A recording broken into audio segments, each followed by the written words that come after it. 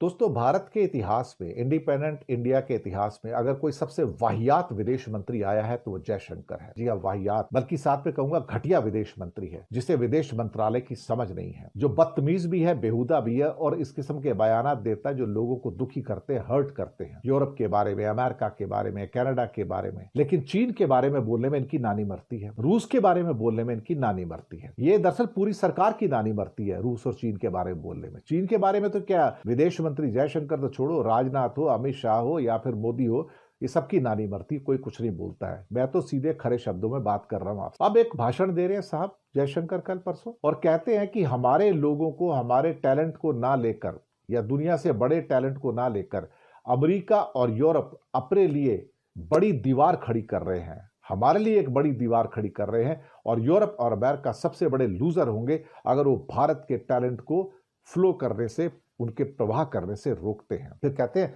अगर आपको advance manufacturing के दौर में जाना है तो आपको ज्यादा टैलेंट चाहिए होगा, और टैलेंट सिर्फ हम ही आपको दे सकते हैं। हमारा टैलेंट देख के आप रोक कर आप अपने लिए दीवारें खड़ी कर रहे हो, आप अपना नुकसान कर रहे हो, and you will be the net loser. ये धमकी है साहब, ये एडवाइस नहीं है, ये धमकी है। मोबिलिटी के ऊपर एक इंटरेक्टिव सेशन में उनकी टिप्पणी आती है कि अमेरिका ने कैसे H1B वीजा को लेके भारी भरकम फीस लगाई, भारत के खिलाफ इमिग्रेशन के नियमों को कड़ा किया, भारत की पूरी दुनिया के खिलाफ कड़ा किया, और उसके बाद विदेशी प्रोफेशनल्स का अमेरिका में पहुंचना कम हुआ। दरअसल यहां पर दो इशू हैं, मैं दोनों इशू पर आना चाहूंगा। पहला इशू यह था कि अमेरिका और यूरोप या ऑस्ट्रेलिया, न्यूजीलैंड, उनके दरवाजे खुले हैं, सिंगापुर के दरवाजे खुले हैं, दुबई के दरवाजे खुले हैं कि आइए नौकरी कीजिए वहां पर आकर। और वहां पर अलग अलग जो किस्म के टैलेंट्स है, मैन्युफैक्चरिंग में हो, मेडिसिन में हो, इंजीनियरिंग के अंदर हो, साइंस के अंदर हो, सबके अंदर वो वेलकम करते हैं और वो बताते हैं कि आप आके यहाँ पर हमारे यहाँ काम कीजिए। और एडवांस मैन्युफैक्चरिंग और टेक्नोलॉजी के तो यूरोप और अमेरिका किंग है। एग्जांपल के तौर पर अगर आप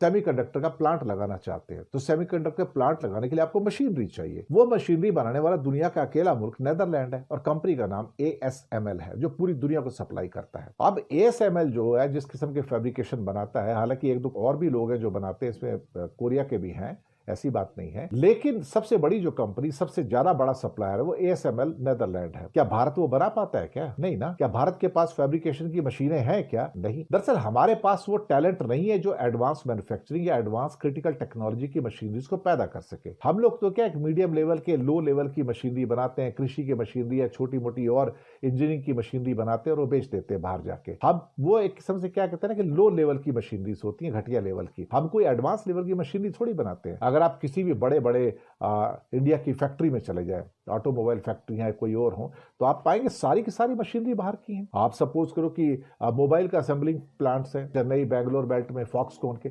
सारी मशीनरी बाहर की है। हमारी तो है नहीं, सब चाइनीज मशीन है वहां पर, तो ले देके हमारी तो एक भी नहीं है वहां पर। और इंडिया की जितनी भी बड़ी बड़ी और फैक्ट्रियां हैं, वहां पर जो भी मशीनरीज हैं वो सारी बाहर से आती है। हमारे यहाँ से तो कुछ, हमारे पास तो कुछ है ही नहीं। अब ये कहते हैं कि वो हमारे टैलेंट के प्रवाह के अंदर बहुत ज्यादा रुकावटें खड़ी करते, उन्हें नुकसान होगा, और अगर आप एडवांस मैन्युफैक्चरिंग करना चाहते हैं तो आपको टैलेंट की जरूरत होगी, वो सिर्फ भारत और कुछ और देश आपको दे सकते। लेकिन यहां पर जो ये एक पहलू है कि उन्होंने अपने दरवाजे थोड़े थोड़े बंद करने शुरू किए ताकि उनके अपने लोगों को नौकरी मिल सके। वो सही बात है, उनको नौकरी मिलनी भी चाहिए, उनका हक है। अमेरिका हो या कनाडा हो, ऑस्ट्रेलिया हो या यूरोप हो, उनकी पहली जिम्मेदारी अपने लोगों को नौकरी देना है, आपको नौकरी देना नहीं है। लेकिन हम चाहते हैं कि वो भारतीयों के लिए दरवाजे खुले रखें, हमारे लिए दीवारें खड़ी ना करें। लेकिन जयशंकर से अब मैं दूसरे भाग पे आता हूं। भारत कितने लोगों को वर्क वीजा देता है? भारत कितने लोगों को वर्क वीजा देता है? भारत देता ही नहीं वर्क वीजा, मैं आपको बताऊं, जब तक बहुत मजबूरी ना हो जाए। जैसे कि फॉक्सकॉन की फैक्ट्री के अंदर आपके 600 चाइनीज मजदूर जो इंजीनियर थे वापस चले गए, वापस नहीं आए। उसके बाद उनका नुकसान हुआ। वहां पर इंडिया में वो इंजीनियर्स नहीं है, हमारे पास वो हाई लेवल का हाईटेक जो एक मैन पावर है, स्किल्ड, वो है ही नहीं हमारे पास। साथ में आज एक पर्टिकुलर एक आर्टिकल था, उसमें मैंने पढ़ा कि इंडिया के अंदर कोई एक कंपनी है जो बैटरी टेक्नोलॉजी का एक प्लांट लगाना चाहती है, बैटरियों की प्लांट।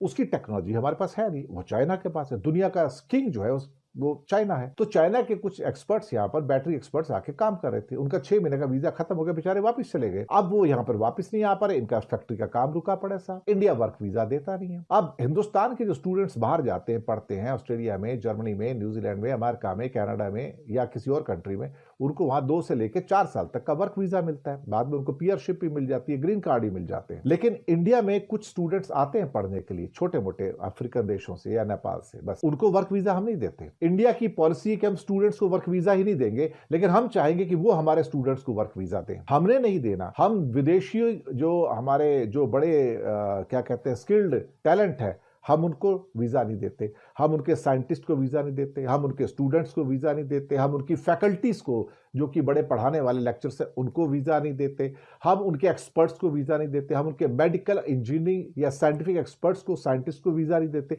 हम किसी को वीजा देते नहीं है। वीजा मतलब हम वर्क वीजा नहीं देते। आप सोचिए, कुछ ही लोग हैं जो विदेशी भारत में काम कर रहे हैं, वो भी कुछ हजार होंगे मुश्किल से, वो कोई लाखों में थोड़ी, कुछ हजार छोटे मोटे, वो भी कुछ सैमसंग में काम करते हैं, कुछ एलजी में काम करते हैं, कुछ सोनी में है और कुछ चाइनीज इसमें फैक्ट्री है, दैट्स ऑल, और कुछ नहीं। कभी कभार मुझे भी, जहां मैं रहता हूं आसपास, मुझे कुछ कोरियन या चाइनीज नजर आ जाते हैं, लेकिन वो इक्के दुक्के हैं, वो कॉमन नहीं है। अगर आप सपोज करो कि ऑस्ट्रेलिया जाए या कनाडा जाए या अमेरिका जाए, आपको सड़क पर घूमते हुए आम भारतीय मिल जाएंगे, वो सारे वहां पर काम करते हैं, प्रोफेशनल्स हैं। 50 लाख भारतीय अमेरिका में काम करते हैं, 50 लाख भारतीय वहां इंडिया की आबादी है। लेकिन क्या हम 1 लाख अमेरिकन को भी यहां नौकरी देने को तैयार हैं? क्या हम 1 लाख कैनेडियन को नौकरी देने को तैयार हैं, वर्क वीजा देने को तैयार हैं? क्या हम 1 लाख यूरोप के या ब्रिटेन के, जर्मनी, फ्रांस के लोगों को नौकरी देने को तैयार हैं, यहाँ पर वर्क वीजा देने को तैयार है जो हाईली स्किल्ड है? क्या हम ऑस्ट्रेलिया और न्यूजीलैंड के लोगों को यहाँ पर वर्क वीजा देने को तैयार है जो हाईली स्किल्ड है? नहीं, हम नहीं देंगे। हमारी पॉलिसी कि हम अपने दरवाजे बंद रखेंगे, लेकिन हम चाहेंगे